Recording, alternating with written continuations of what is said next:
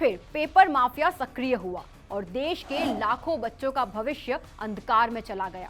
देश के किसी भी न्यूज चैनल की हेडलाइन उठाकर देख ले या फिर किसी पेपर का फ्रंट पेज, हर जगह पेपर माफिया की चर्चा हो रही है।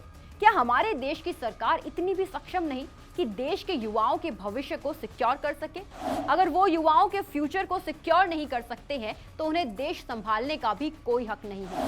हाल ही में नीट यूजी को लेकर अभी विवाद खत्म नहीं हुआ है। इस बीच एनटीए पर गड़बड़ी का एक और दाग लग गया है। 18 जून को आयोजित यूजीसी नेट परीक्षा को पेपर लीक होने की आशंका के चलते रद्द कर दिया गया। अब सरकार इस मामले की जांच सीबीआई करवाएगी। एक के बाद एक पेपर लीक मामले में एनटीए की साख पर तो धब्बा लग गया है, जिसके बाद विपक्ष ने भी सरकार को घेरना शुरू कर दिया है। एनटीए ने परंपरा से हटकर इस बार यूजीसी नेट परीक्षा 18 जून को एक ही दिन 2 शिफ्ट में आयोजित की थी। पेन पेपर मोड में आयोजित की गई इस परीक्षा के लिए रिकॉर्ड 11 लाख स्टूडेंट्स ने रजिस्ट्रेशन किया था। इससे पहले यूजीसी नेट परीक्षा एक से अधिक दिन और कई शिफ्टों में आयोजित की जाती थी। अब सवाल आता है कि क्यों रद्द की गई यूजीसी नेट परीक्षा? मामले पर इनपुट मिलने के बाद शिक्षा मंत्रालय और गृह मंत्रालय हरकत में आए और संबंधित एजेंसियों ने अपना काम करना शुरू कर दिया। भारत सरकार गृह मंत्रालय के Indian cyber crime coordination centre की national cyber crime threat analytics division ने विसंगतियों की कई शिकायतों के घटना की छानबीन शुरू की, जिसमें सामने आया कि शिक्षण संस्थानों के ऑनलाइन चैट फोरम पर इसके क्वेश्चन पेपर और सॉल्व पेपर पर बात हो रही है, जिसके बाद तुरंत इस पर मंत्रालय को सूचना दी गई, जिसके बाद गृह मंत्रालय ने ये जानकारी शिक्षा मंत्रालय को साझा की और फिर सारे पहलुओं का आंकलन करने के बाद बुधवार रात इस परीक्षा को रद्द करने का फैसला लिया गया। पूरे प्रकरण में शिक्षण संस्थाओं, ऑनलाइन सोशल मीडिया प्लेटफॉर्म और इंक्रिप्टेड सोशल नेटवर्किंग ग्रुप प्राथमिक तौर पर पूरी तरीके से संदेह के घेरे में है। ऑनलाइन होने वाली परीक्षा क्यों हुई पेन और पेपर से?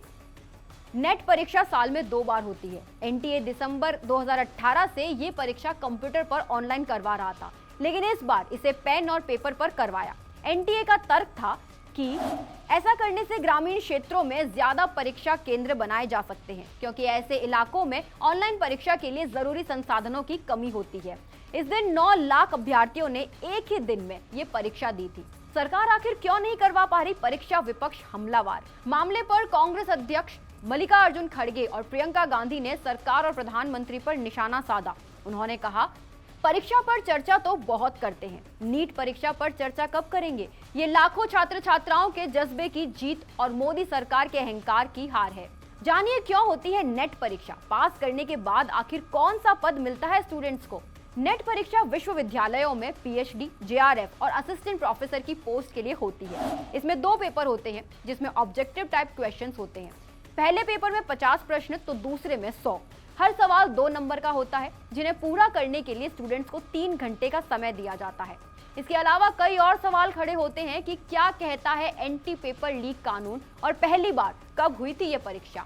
तो हम आपको बताते चलते हैं कि net, UGC, UPSC, SSC, railway भर्ती, बैंकिंग जैसी परीक्षाओं की पेपर लीक करने वाले अपराधियों के खिलाफ कड़ी कार्रवाई करने के लिए मोदी सरकार ने एंटी पेपर कानून बनाया, जिसे सार्वजनिक परीक्षा कानून 2024 नाम दिया गया। 2024 की फरवरी में इस कानून को पारित कर दिया गया। इस कानून के मुताबिक पेपर लीक मामले में दोषी पाए जाने के बाद व्यक्ति को 10 साल की सजा और 1 करोड़ रुपए का जुर्माना लगाया जा सकता है।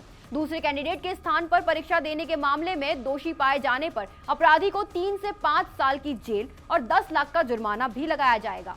इसके अलावा अगर परीक्षा में गड़बड़ी मामले में किसी संस्थान का नाम सामने आता है तो उस संस्थान से परीक्षा का पूरा खर्चा वसूला जाएगा।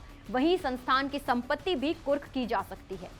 अगर यूजीसी की स्थापना की बात करें तो इनकी आधिकारिक वेबसाइट पर दी गई जानकारी के अनुसार विश्वविद्यालय अनुदान आयोग यूजीसी का औपचारिक उद्घाटन 28 दिसंबर 1953 को तत्कालीन शिक्षा, प्राकृतिक संसाधन और वैज्ञानिक अनुसंधान मंत्री मौलाना अब्दुल कलाम आजाद ने किया था।